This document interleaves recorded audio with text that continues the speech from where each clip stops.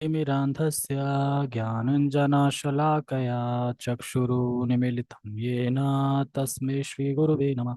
श्रीचैतन्यमनोभीष्टं स्थापितं येन भूतले स्वयं वन्देऽहं श्रीगुरो श्रीयुतापदकमलं श्रीगुरून् वैष्णवांश श्रीरूपं साग्रजातं सहगणरघुनाथं वितं तं सजीवं साधुवेतं सावधूतं परिजनसहितं कृष्णचैतन्यदेवं श्री राधा कृष्ण पादान सहगण ललिता श्री विशाखान्त विशांचा हे कृष्ण करुणा सिंधु दीन बंधु जगतपते गोपेश गोपिका कांता राधा कांता नमस्तुते तप्त कांचन गौरांगी राधे वृंदावनेश्वरी वृषभानुसुते देवी प्रणमामि हरिप्रिय वाञ्छाकल्पतरुभ्यश्च कृपा सिन्धुभ्य एव च पतितानां पावनेभ्यो वैष्णवेभ्यो नमो नमः। जय श्री कृष्णा चैतन्य प्रभु नित्यानंद श्री अद्वैत गदाधर श्रीवासादि गौर भक्तवृंद। हरे कृष्णा कृष्णा कृष्णा हरे हरे, हरे राम राम राम हरे हरे। रामाय रामभद्राय रामचंद्राय वेदसे रघुनाथाय नाथाय सीताया पते नमः। नमो विष्णुपादाय कृष्णपृष्ठाय भूतले श्रीमते भक्तिवेदांत स्वामिनि इति नामिने। नमस्ते सारस्वते देवे गौरवाणी प्रचारिणे निर्विशेष शून्यवादी पश्चात देशतारिणे। हरे कृष्णा।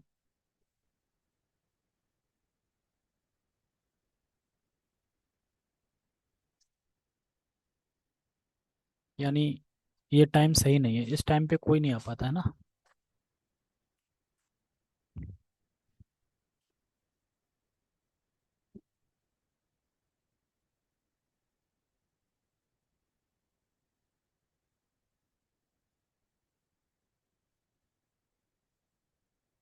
हरे कृष्णा। ठीक है, हम स्टार्ट करते हैं।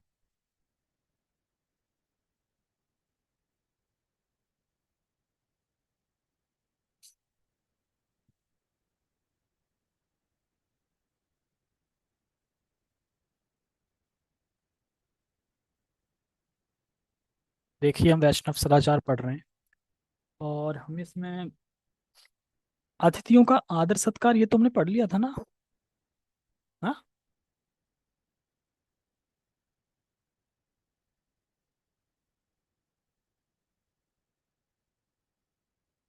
मुझे कुछ कंफ्यूजन लग रही।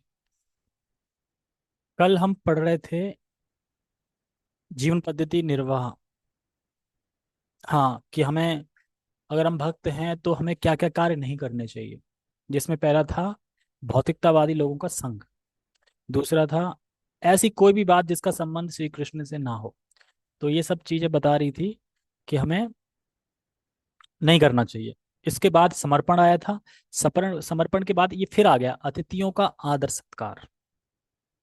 तो ये डबल लग रहा है मुझे दोबारा।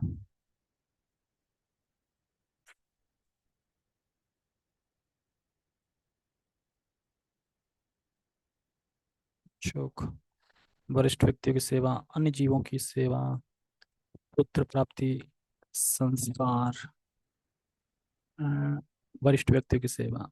ये मुझे लग रहा है डबल डबल है इसमें, क्योंकि वही सब चीजें हैं इसमें। फिर भी हम पढ़ते हैं, अगर आ रहा है तो। अतिथियों का आदर सत्कार।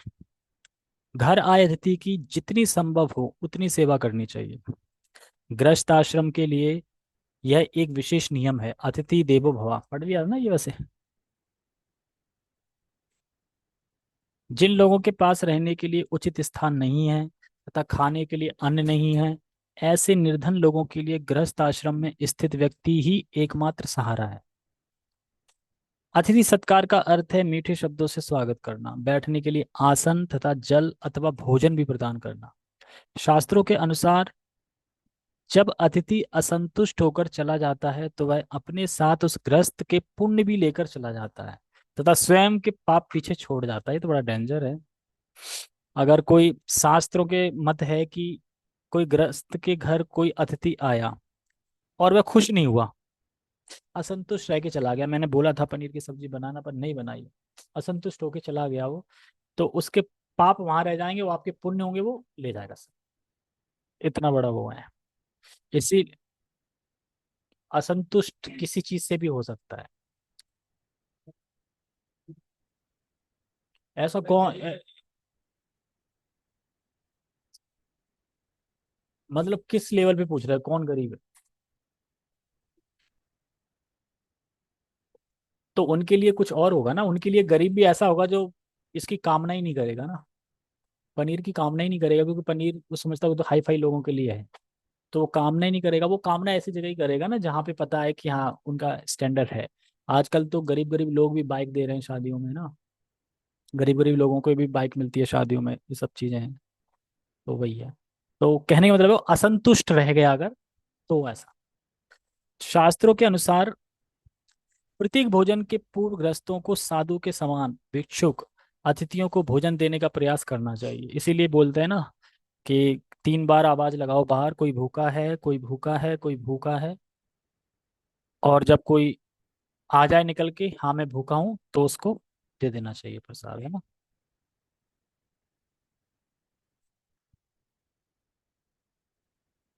जो भी व्यक्ति दान धर्म, सॉरी, ग्रस्तों को सर्वप्रथम अतिथि, विवाहित पुत्री, बीमार व्यक्ति, गर्भवती स्त्री, वृद्ध व्यक्ति तथा बच्चों को भोजन देना चाहिए, तथा उसके पश्चात स्वयं भोजन के लिए बैठना चाहिए। जो भी व्यक्ति दान धर्म न करके स्वयं पंच पकवान का भोग करते हैं, वे केवल पाप खाते हैं। हरि भक्ति विलास, तो ये तो गीता में बताया गया है 3:13 में। मुच्यंती सर्व किल्बिषो ऐसे करके श्लोक है, जिसमें बताते हैं कि अगर कोई भगवान को भोग अर्पित नहीं कर रहा है और अपने लिए पका रहा है खा रहा है, तो वो असलियत में पाप खाता है। अतिथियों की सेवा अत्यंत प्रेम पूर्वक तथा आदर के साथ करनी चाहिए। कृत्रिम रूप से केवल एक कर्म समझकर उनकी सेवा ना करें, बहुत ही प्रेम पूर्वक करनी चाहिए। वरिष्ठ व्यक्तियों की सेवा, वरिष्ठ व्यक्तियों की सेवा इसका मतलब क्या है? हमसे बड़े, आप जैसे कोई 5 साल का ही उससे बड़े हैं, वरिष्ठ। हाँ, सीनियर सिटीजन। तो सीनियर सिटीजन के साथ हमें कैसे क्या करना चाहिए? ग्रस्तों को स्वयं से बड़े वरिष्ठों से अत्यंत नम्र, आदर युक्त तथा सुखकारक संबंध रखना चाहिए, यदि वे भक्त नहीं है तो भी। तो इसीलिए कहते हैं जो वरिष्ठ वरिष्ठ लोग हैं, भले वो वैष्णव हैं या नहीं है, हमें उनका सम्मान करना चाहिए, उनकी सेवा करनी चाहिए और उनसे आशीर्वाद लेना चाहिए कि हम भक्ति में प्रगति करें, बढ़े। उनके साथ कभी भी निष्ठुर, गविष्ठ तथा परायों जैसा व्यवहार ना करें। उन्हें आराम तथा आदर प्रदान करके उनकी सेवा करें। सब कुछ करते हुए ग्रस्तों को अपनी कृष्ण भावना में अत्यंत दृढ़ रहना चाहिए। तो जो भी गृहस्थों के इसमें नियम बताए गए हैं वो सब आप करते रहो, लेकिन जो कृष्ण भावनामृत का जो प्रोसेस है, जो हमारी साधना का प्रोसेस है, उस पे हमें अत्यंत दृढ़ रहना है। मतलब कि 16 माला बोला गया है तो भले हम शादी में जा रहे हैं, ये कार्य कर रहे हैं, वो कार्य कर रहे हैं, लेकिन हमें ये याद रहना चाहिए कि हम 16 माला करनी है तो करनी है, इसमें दृढ़ रहना चाहिए, इसमें कुछ वो नहीं होनी चाहिए। अन्य जीवों की सेवा, देखो एक तो ग्रस्त, ग्रस्त के जो गेस्ट आते हैं उनकी सेवा, फिर वरिष्ठ व्यक्तियों की सेवा, अब आ रही है अन्य जीवों की सेवा, और भी लोग हैं ना इसके अलावा, उनकी सेवा। उदार मन के बनिए तथा यह मेरा, यह उनका, इस प्रकार का भेदभाव ना करें। उन सभी को अपने परिवार का सदस्य माने। वसुदैव कुटुंबकम, वासुदेव कुटुंबकम मतलब कि सभी वासुदेव कुटुंब है। कुटुंब मतलब कि हम सभी एक ही कुटुंब के हैं। तो इसीलिए हमें उदार मन का बनना चाहिए। ये मेरा है, ये उसका है, ये भेदभाव नहीं करना चाहिए। उन सभी को अपने परिवार का सदस्य माने, और ये हो नहीं पाता है। हम अपने को तो अपना परिवार का सदस्य मानते हैं, पर दूसरों को अपने परिवार का सदस्य हम नहीं मान पाते। पड़ोसी, पड़ोसी, पड़ोसी तथा समाज के अन्य तत्वों से भी स्वयं के परिवार के समान व्यवहार करें। तो क्या कह रहे हैं यहाँ पे? देखो यहाँ पे ये कह रहे हैं, एक तो पड़ोसी हो गए, और दूसरे जो पड़ोसी हैं, और एक अपना घर है। तो पड़ोसी से भी वही व्यवहार करना चाहिए जो अपने परिवार के लोगों से व्यवहार करते हैं, वही पड़ोसियों से भी व्यवहार करना चाहिए। ये हमेशा याद रखना चाहिए। क्यों? क्योंकि हमारा कर्तव्य क्या है? हमारा कर्तव्य है भक्त बनाना मतलब कि कृष्ण भावनामृत का प्रचार करना, कृष्ण भावनामृत बांटना लोगों को। तो इसलिए हमें ये हमेशा याद रखना चाहिए कि मैं कैसे इसको कृष्ण भक्त बना सकता हूँ। और अगर आप कृष्ण भक्त तभी बना पाएंगे जब आपका व्यवहार उसके संग अच्छा होगा। और जब व्यवहार अच्छा होगा तो वो आकर्षित होगा कि ये लोग बहुत अच्छा व्यवहार करते हैं, अच्छे हैं, खुश रहते हैं, क्या करते हैं। तो वो फिर जिज्ञासु बनेगा, पूछेगा कि आप लोग कहाँ कनेक्ट हैं, कैसे करते हैं, कैसे खुश रहते हैं, बताइए मुझे भी। तो इस प्रकार से हमें व्यवहार करना चाहिए। और बता रहे हैं, घरेलू कार्य करने वाले नौकरों से नौकरों जैसा व्यवहार करना चाहिए। कैसा व्यवहार करना चाहिए?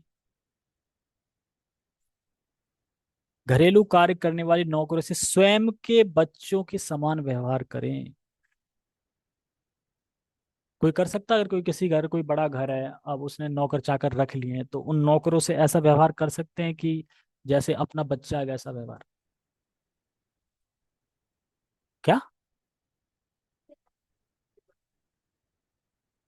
हाँ, तो ये बहुत कठिन है, लेकिन एक भक्त को यही शिक्षा दी जाती है कि सबको व्यवहार देखो। सब वासुदेव कुटुंब हैं, सब कुटुंब मतलब कि सब भगवान के दास हैं। तो इसीलिए तो वैष्णव एटिकेट तो यही है कि करना चाहिए, पर नहीं कर पाते हैं, वो तो पता है कि कोई नहीं कर पाता।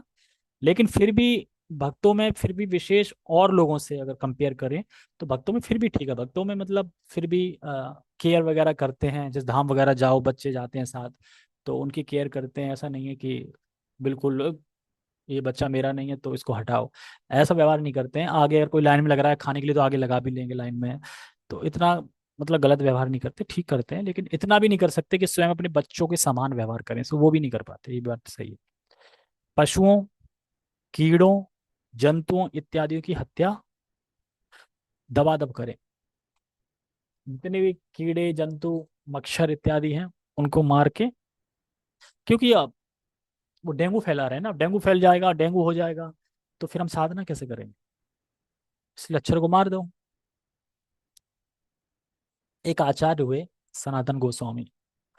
सनातन गोस्वामी जब वृंदावन में थे, गोवर्धन में थे, तो मानसी गंगा के पास उनकी कुटीर थी। वहां वो अपना भजन करते थे, और मानसी गंगा में नहाते थे, और फिर भजन करते थे।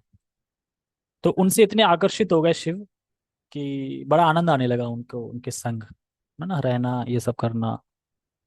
तो एक दिन सनातन गोस्वामी चलने लगे, मन बना लिया कि अब मैं कल चला जाऊंगा यहाँ से। शिव जी कह रहे क्यों चले जाओगे भाई, क्या हुआ? रात को बोले क्या क्या हुआ, क्या दिक्कत है? यार मच्छर बहुत खाते हैं यार, सोने नहीं देते मच्छर। क्यों? मानसी गंगा पास में है, और जहाँ पानी ज्यादा होता है, भरा होता है, तो वहाँ मच्छर भी होते हैं। ऐसा नहीं मच्छर आज की प्राणी है, मच्छर शुरू से ही चले आ रहे हैं। ठीक है, ऐसा नहीं कि मच्छर अभी उत्पन्न हो गए, ज्यादा पहले नहीं थे, पहले भी थे। तो उसके बाद फिर वो शिव जी कहते हैं कि देखो मैं मच्छरदानी तो नहीं लगा सकता, मतलब नहीं प्रोवाइड करवा सकता, पर हाँ इतना कर सकता हूँ कि मच्छर नहीं लगेंगे आपको। एक कुटीर बनवा देते हैं उनके लिए, और मच्छर उस दिन से गायब, एक भी मच्छर नहीं। इसलिए आज भी वहाँ पे एक भी मच्छर नहीं है। सनातन गोस्वामी भजन कुटीर है, आप उसमें बैठ के देखो, आपको मच्छर नहीं खाए। मच्छर है ही नहीं वहाँ पे। अब इधर शिव जी से जाके पूछ लेना आप। शिव जी कैलाश पर्वत पे, अभी तक एड्रेस नहीं पता उनका। हाँ, शिव जी कैलाश पर्वत में मिलेंगे, आप पूछ लेना जाके। इसीलिए कह रहे हैं पशुओं, कीड़ों, जंतुओं इत्यादियों की हत्या ना करें। यदि योग्य उपाय तथा स्वच्छता का पालन करने पर भी वे घर में आते हैं तो उन्हें पारिवारिक सदस्यों के समान ही आश्रय दें। इसका क्या मतलब है? इसका मतलब ये है कि स्वच्छता का पालन करें, पर फिर भी अगर घर में आते हैं तो उन्हें पारिवारिक सदस्य के समान ही आश्रय दें। अगर मान लो कॉकरोच आ गया, तो वो भी एक सदस्य है घर का, तो वैसे ही आदर दें जैसे आप एक सदस्य को देते हैं। अरे तो उनका स्थान अलग है ना, मतलब ये थोड़ी कि आप खाने में ही उन्हें पकड़ के ले आओ। उनका स्थान अलग है, उनको अलग करके वहां दे दो कुछ खाने के लिए।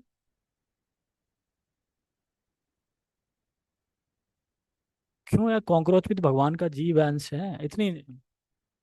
ये क्या मतलब है हम नहीं रह पाते, मतलब क्या?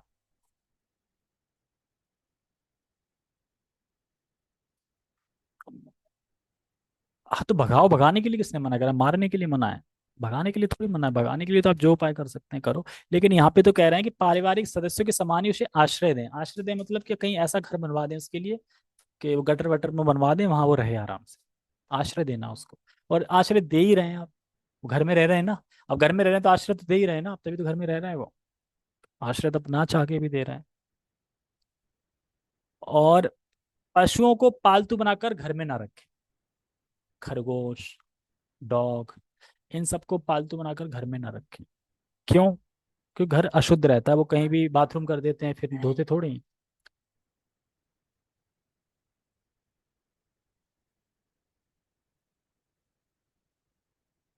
हाँ। तो अरे भाई, पहले समझो। आप स्वच्छता का पालन कर रहे हो, उसके बाद भी अगर कॉकरोच का दिख गया तो उन पे व्यवहार करें सदस्यों जैसा, उन्हें आश्रय दें। आश्रय का मतलब, हाँ हाँ, सफाई के बाद तो एक आध ही रहेगा ना, सफाई के बाद थोड़ी रहेगा। कहाँ जंगल एरिया घर में?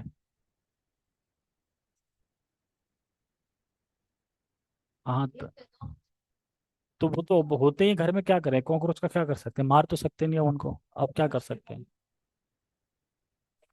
आश्रय दो उनको, उनको आश्रय दो, उनको जो खाने का तो आप कर क्या सकते हो बताओ। तो आप, हाँ तो वहीं दो ना आश्रय, अपने घर में आश्रय दो ना। ठीक है, पालतू सॉरी, पशुओं को पालतू बनाकर घर में ना रखें, ये खरगोश इत्यादि के लिए बोला जा रहा है। पुत्र प्राप्ति टॉपिक। चाणक्य पंडित कहते हैं पुत्रहीनम ग्रहम शून्यम, अर्थात पुत्र के बिना घर शून्य के समान है। धार्मिक विवाह का उद्देश्य ऐसे पुत्र की प्राप्ति करना है जो अपने माता पिता को नरकवास से मुक्ति दिलाए। यानी अगर कोई ग्रस्त है और पुत्र नहीं है, पुत्रहीन है, तो पुत्र के बिना घर क्या है, शून्य के समान है। क्योंकि अगर हम ग्रस्त बन रहे हैं तो ग्रस्त का मतलब है ये विस्तार करना, स्त्री का मतलब होता है विस्तार करना, और विस्तार नहीं हो रहा है तो फिर वो ग्रस्त ग्रस्त क्या फिर, तो फिर कह रहे हैं शून्य के समान है वो घर। इसीलिए इसमें बता रहे हैं कि धार्मिक विवाह का उद्देश्य ऐसे पुत्र की प्राप्ति करना है जो अपने माता पिता को नरक वास से मुक्ति दिलाए। तो जो भक्त होगा वही आपको नरक से मुक्ति दिला सकता है, अभक्त तो नरक में और डाल देगा। इसीलिए कहते हैं कि धार्मिक विवाह के उद्देश्य से पुत्र की प्राप्ति करने का मतलब है कि पुत्र होगा तो आपको नरक जाने से बचा लेगा, क्योंकि पिंडदान वगैरह करेगा, भक्ति करेगा तो आप नरक से बच जाओगे। श्राद्ध करने तथा पुत्र प्राप्ति करने से पितरों को नरकवास से मुक्ति मिलती है, तो श्राद्ध करते हैं तो पुत्र प्राप्ति करने से, जब पुत्र प्राप्ति हो जाती है तो पुत्र फिर चले जाते हैं तो श्राद्ध करता है, पिंडदान करता है ना, सभी क्रियाएं करता है, तो फिर जो नरकवासी होने से बच जाते हैं, मुक्ति मिल जाती है नरक से। शिला प्रभुपाद जी कहते हैं इसलिए पिता को वैष्णव बनना चाहिए तथा उसे अपने पुत्र का इस प्रकार पालन पोषण करना चाहिए जिससे पुत्र भी वैष्णव बने, जिससे यदि भूल से भी पिता का नरक में पतन होता है तो पुत्र उसको मुक्ति दिला सकता है। ये शिला प्रभुपाद जी कह रहे हैं।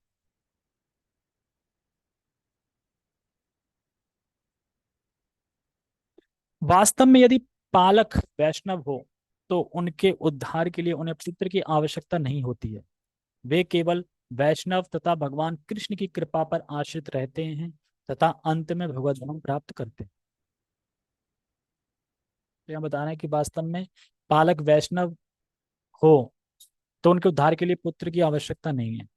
वे केवल वैष्णव तथा भगवान की कृपा पे ही आश्रय रहते हैं तथा इसीलिए कहते हैं ना, ब्रह्मचारी बन जाओगे, शादी नहीं करोगे, आपको पुत्र नहीं होगा, आपके पिंडदान कौन करेगा, श्राद्ध कौन करेगा, अग्नि कौन दाह करेगा, आपको तो नरक मिलेगा फिर। तो ही कह रहे हैं अगर कोई वैष्णव है और पूरी तरह से कृष्ण पे आश्रित है तो फिर पुत्र की जरूरत नहीं है फिर, तो वो नरक नहीं जाएगा, वो फिर वो फिर धाम जाएगा। तो ये चीज समझनी चाहिए। किनके?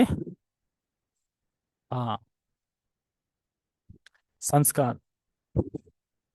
संस्कार शुद्धिकरण की एक प्रक्रिया है जो व्यक्ति के लिए एक पाप मुक्त शुद्ध जीवन के लिए आवश्यक है। इन संस्कारों का प्रारंभ गर्भ धारण या गर्भाधान संस्कार से होता है तथा किसी की मृत्यु, श्राद्ध अथवा अंत्येष्ट क्रिया के बाद समाप्त होता है। वैष्णवों के लिए सभी प्रकार सॉरी वैष्णवों के लिए सभी संस्कार पवित्र, भगवान नाम का जप, कीर्तन तथा वैष्णवों को प्रसाद वितरण इन दो क्रियाओं में केंद्रित है होते हैं। कौन कौन सी हैं? अगर वैष्णवों के लिए सभी संस्कार पवित्र, सभी संस्कार क्या है? वैष्णव के लिए अगर सभी संस्कार एक एक उसमें अगर शब्द में बोला जाए तो पवित्र नाम का जाप, कीर्तन, वैष्णवों को प्रसाद वितरण, ये सब क्रियाएं, इसी से सब कुछ जाता है। अगर श्राद्ध भी करना है तो श्राद्ध में क्या है? बढ़िया प्रसाद बनाओ, भोग लगाओ, कीर्तन करो और नृत्य करो, कीर्तन करो। इससे क्या होगा? इससे क्या होगा? हो गया श्राद्ध। मतलब मेन मतलब ये है, श्राद्ध का मतलब है हरे कृष्ण हरे कृष्ण संकीर्तन होना चाहिए, कीर्तन होना चाहिए, और प्रसाद वितरण जरूर होना चाहिए। ये भी एक अंग है, समझे? अंग का मतलब ये है, अंग का मतलब ये है कि जैसे कि, जैसे भक्ति के 64 अंग बताए हैं और 64 में से 5 या 6 अंग, सॉरी 9 अंग जो है वो मुख्य हैं, नवदा भक्ति बोलते हैं जिसको। इसी प्रकार से प्रसाद वितरण करना ये भी भक्ति का अंग है। मतलब अगर हम जैसे कोई यज्ञ करते हैं, अगर यज्ञ में आपने दक्षिणा नहीं दी उसको, यज्ञ पुरुष को जो यज्ञ कर रहा है, तो आपका यज्ञ संपूर्ण नहीं माना जाएगा। उसी प्रकार से यज्ञ के बाद अगर प्रसाद वितरण नहीं हुआ तो यज्ञ पूरा नहीं माना जाएगा। तो ये भी एक अंग है प्रसाद वितरण भी, इसलिए हम कुछ भी कराते हैं तो उसमें प्रसाद वितरण होता है। शादी होती है तो प्रसाद होता है कि नहीं होता है? कौन कराता है प्रसाद? खाना कराते हैं ना। तो एक भक्त होता है तो वो प्रसाद कराता है, जो अभक्त होता है लेकिन वो भी खाना करा रहा है, मतलब वो जानता है। इसीलिए सभी कभी भी कुछ भी यज्ञ होता है, शुभ कार्य होता है, तो उसके बाद प्रसाद जरूर होता है, प्रसाद मतलब खाना जरूर होता है लास्ट में, हर क्रिया में देख लो। तो ये भी एक अंग है, जब ये प्रोसेस होता है तो पूरा होता है। इसीलिए यहाँ पे कह रहे हैं कीर्तन तथा वैष्णव को प्रसाद वितरण इन दो क्रियाओं में केंद्रित करते हैं। बच्चों का पालन पोषण, ये बहुत खतरनाक। बच्चों की उचित देखभाल करना माता पिता का प्रथम कर्तव्य है। अब कहेंगे हर हर जगह ये लिखते हैं प्रथम कर्तव्य, प्रथम कर्तव्य। 16 माला प्रथम कर्तव्य है, या फिर जो घर पे मेहमान आए हैं उनकी सेवा करना प्रथम कर्तव्य है, या फिर बच्चों की देखभाल करना ये प्रथम कर्तव्य है? कौन सा है प्रथम कर्तव्य?